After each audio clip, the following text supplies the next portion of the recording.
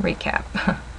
Alright, what I want to point out is when we want the probability that our random variable x is equal to some value, just equal to, right? This is where we use the Binomial PDF NPX. But when we want the probability that x is less than or equal to some value x, that's when we use the binomial CDF and NPX. So it depends on what you're looking for. Sometimes we might want, okay, let's write this. What if we want the probability that x is greater than or equal to some value x? How can we use the TI83 or 84 to get that? Okay, well, let's just see.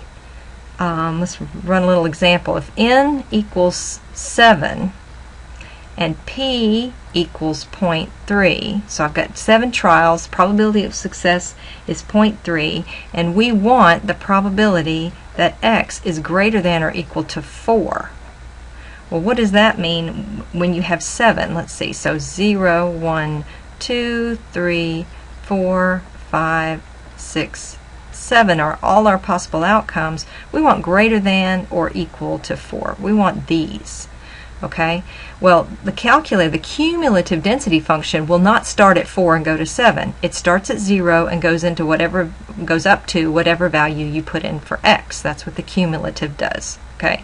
So, we can clearly see though that if we want the probability that x is greater than or equal to 4, if we write this out and just take a second to look, we see that that's exactly the same thing as 1 minus the probability that x is less than or equal to 3. And notice we can get that with the binomial cumulative density function. But you have to think carefully before you jump to this. Be sure you're following. Greater than or equal to 4, that's the complement of less than or equal to 3. Okay?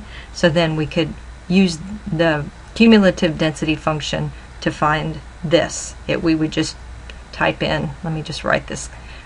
We would use binomial CDF NPX.